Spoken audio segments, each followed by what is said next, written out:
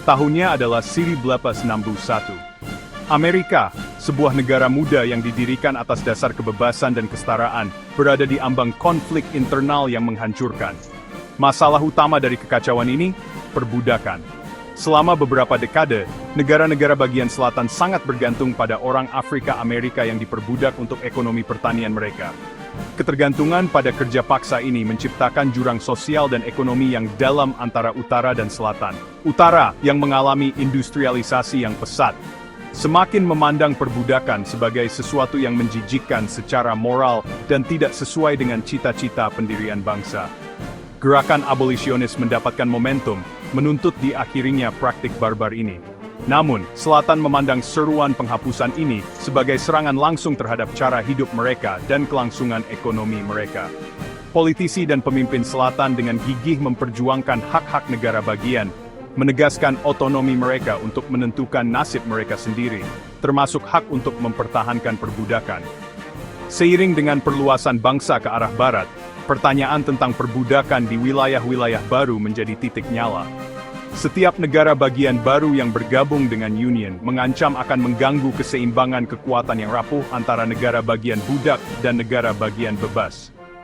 Kompromi telah diupayakan, tetapi ketegangan yang mendasarinya tetap ada, membara di bawah permukaan masyarakat Amerika. Pada pertengahan abad ke-19, ketegangan yang membara ini mencapai titik didih. Terpilihnya Abraham Lincoln, seorang penentang keras perluasan perbudakan pada tahun 1860, terbukti menjadi pemicu terakhir bagi banyak orang di selatan. Khawatir bahwa cara hidup mereka berada di bawah ancaman langsung, 11 negara bagian selatan memisahkan diri dari Union, membentuk negara Konfederasi Amerika. Pemisahan diri negara-negara bagian selatan tidak langsung menyebabkan perang.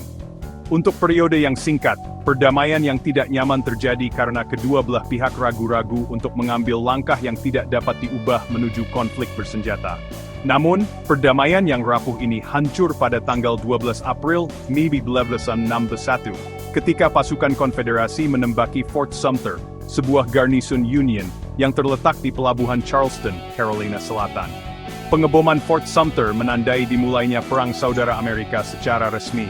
Serangan itu mengirimkan gelombang kejut ke seluruh negeri, langsung mengubah ancaman abstrak pemisahan diri menjadi kenyataan yang brutal. Lincoln meminta 75.000 sukarelawan untuk memadamkan pemberontakan, dan dengan seruan itu, bangsa terjun langsung ke dalam jurang Perang Saudara.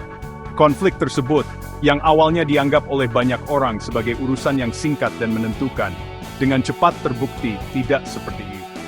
Baik utara maupun selatan meremehkan tekad dan sumber daya lawan mereka.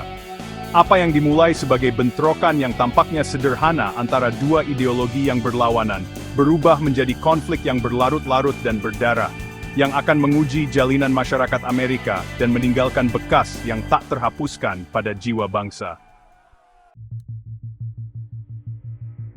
Tahun-tahun awal Perang Saudara ditandai dengan serangkaian pertempuran berdarah saat kedua belah pihak berjuang untuk mendapatkan dominasi. Utara, yang memiliki populasi dan kekuatan industri yang lebih besar, bertujuan untuk segera menghancurkan pemberontakan. Namun, Selatan memiliki tradisi militer yang kuat dan keuntungan bertarung di medan yang familiar.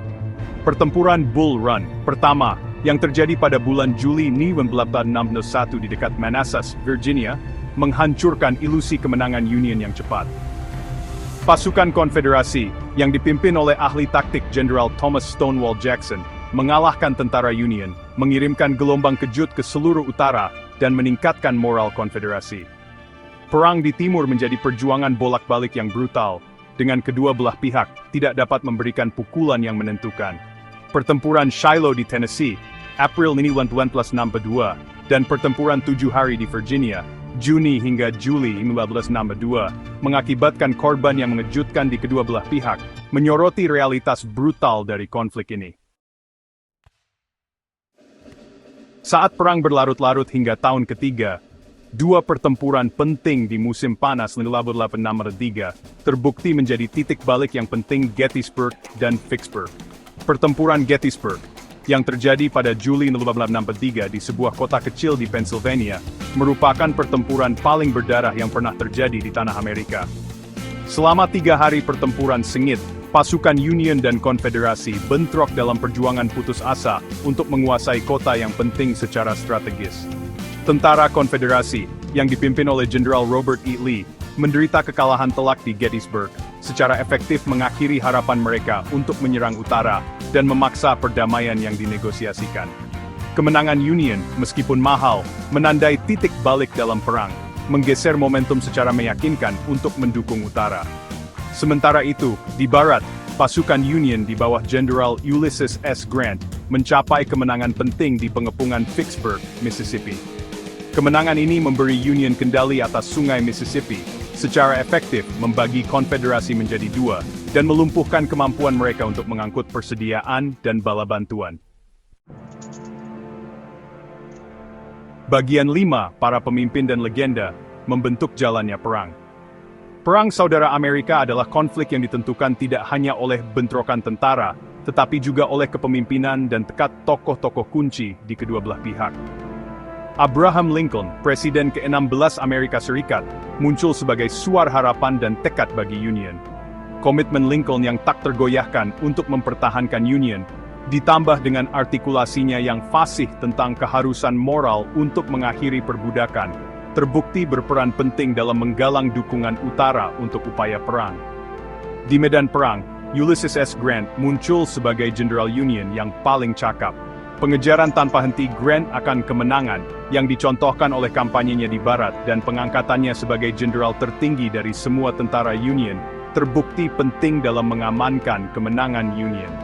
Konfederasi juga memiliki pemimpin yang cakap, terutama Jenderal Robert E. Lee. Lee, seorang ahli taktik yang brilian dan tokoh yang dihormati di selatan, menimbulkan banyak kekalahan pada tentara Union meskipun menghadapi rintangan yang luar biasa. Penyerahan dirinya di Appomattox Courthouse pada bulan April 1865 menandai akhir simbolis dari perjuangan Konfederasi untuk kemerdekaan. Bagian 6, di luar medan perang, kehidupan selama masa perang. Perang Saudara Amerika adalah konflik yang meluas jauh melampaui medan perang, menyentuh kehidupan setiap warga negara di utara dan selatan. Bagi mereka yang berada di garis belakang, hidup berubah total karena tuntutan perang meresap ke setiap aspek masyarakat. Di utara, pabrik-pabrik mengalihkan produksi untuk memenuhi kebutuhan militer, menghasilkan senjata, amunisi, dan persediaan untuk tentara Union. Perempuan memainkan peran yang semakin penting dalam mendukung upaya perang, mengambil pekerjaan di pabrik, pertanian, dan rumah sakit, mengisi kekosongan yang ditinggalkan oleh laki-laki yang pergi berperang. Kehidupan di selatan sangat keras. Blokade Union di pelabuhan-pelabuhan selatan menyebabkan kekurangan pangan, obat-obatan, dan barang-barang penting lainnya yang meluas. Keluarga-keluarga Konfederasi berjuang untuk mengatasi kesulitan ekonomi yang ditimbulkan oleh perang. Dan lembaga perbudakan, fondasi masyarakat selatan, mulai runtuh ketika orang-orang yang diperbudak memanfaatkan kesempatan untuk melarikan diri menuju kebebasan di belakang garis Union. Bagian 7, Konfederasi runtuh, jalan menuju Appomattox. Pada tahun 1864, gelombang perang telah berbalik secara meyakinkan untuk mendukung Union. Konfederasi babak belur oleh pertempuran selama bertahun-tahun, sumber daya yang semakin menipis, dan jumlah tenaga kerja yang menyusut, mendapati dirinya semakin tidak mampu melawan kemajuan utara yang tanpa henti. Kampanye Overland Grant di Virginia, meskipun memakan banyak korban, menahan tentara Virginia Utara pimpinan Lee, mencegah mereka melancarkan serangan balasan yang signifikan. Sementara itu, pawai Jenderal William T. Sherman ke laut yang menghancurkan melalui Georgia pada akhir 1864, memperlihatkan kerentanan Konfederasi dan menghancurkan kapasitas perlawanan mereka yang tersisa. Dengan tentaranya terkepung dan menghadapi kekalahan yang sudah dekat, Robert E. Lee membuat keputusan sulit untuk menyerah kepada Ulysses S. Grant di Appomattox Courthouse, Virginia, pada tanggal 9 April 1865. Penyerahan diri Lee menandai berakhirnya Perang Saudara Amerika secara efektif. Bagian 8, Harga Persatuan, Rekonstruksi dan Warisannya. Akhir Perang Saudara mengantarkan era baru bagi Amerika Serikat, yang ditandai dengan tantangan berat untuk membangun kembali bangsa yang hancur oleh konflik selama bertahun-tahun. Periode rekonstruksi, yang berlangsung dari tahun 1965 hingga 1977, adalah masa pergolakan sosial, politik, dan ekonomi yang mendalam ketika bangsa bergulat dengan warisan perbudakan dan reintegrasi selatan yang kalah. Rekonstruksi melihat pengesahan 3 amandemen konstitusi yang penting. Amandemen ke-13 yang menghapuskan perbudakan, Amandemen ke-14 yang memberikan kewarganegaraan dan perlindungan yang sama di bawah hukum kepada semua orang yang lahir atau dinaturalisasi di Amerika Serikat. Dan Amandemen ke-15 yang menjamin hak untuk memilih terlepas dari ras, warna kulit, atau kondisi sebelumnya sebagai budak. Amandemen ini mewakili transformasi radikal masyarakat Amerika, mengabadikan prinsip-prinsip kesetaraan dan hak-hak sipil ke dalam jalinan bangsa. Proses rekonstruksi penuh dengan tantangan dan kemunduran. Negara-negara bagian selatan, yang menolak intervensi federal dan perluasan hak bagi orang Afrika Amerika, menerapkan kode hitam dan tindakan diskriminatif lainnya untuk mempertahankan supremasi kulit putih. Munculnya kelompok-kelompok supremasi kulit putih seperti Ku Klux Klan, semakin meneror orang Afrika Amerika, dan merusak upaya rekonsiliasi rasial. Bagian 9. Sebuah bangsa ditempa kembali. Dampak abadi Perang Saudara. Perang Saudara Amerika berdiri sebagai peristiwa penting dalam sejarah bangsa, sebuah bab yang brutal dan transformatif yang terus membentuk identitas Amerika hingga hari ini. Perang tersebut mengakibatkan kematian lebih dari 620.000 tentara, meninggalkan kekosongan yang tak terukur dalam keluarga dan komunitas yang tak terhitung jumlahnya di seluruh negeri. Terlepas dari biaya yang sangat besar, Perang Saudara pada akhirnya mempertahankan Union dan menghapuskan lembaga perbudakan yang biadab. Perang ini membentuk rasa persatuan nasional yang baru, meskipun akan terus diuji dalam beberapa dekade mendatang. Perang ini juga berfungsi sebagai katalis untuk perubahan sosial dan politik yang mendalam, membuka jalan bagi perluasan hak-hak sipil, dan akhirnya terwujudnya masyarakat yang lebih inklusif dan adil. Warisan Perang Saudara terus bergema dalam masyarakat Amerika, berfungsi sebagai pengingat yang nyata akan kerapuhan demokrasi, dan pentingnya menjunjung tinggi prinsip-prinsip kebebasan, kesetaraan, dan keadilan bagi semua.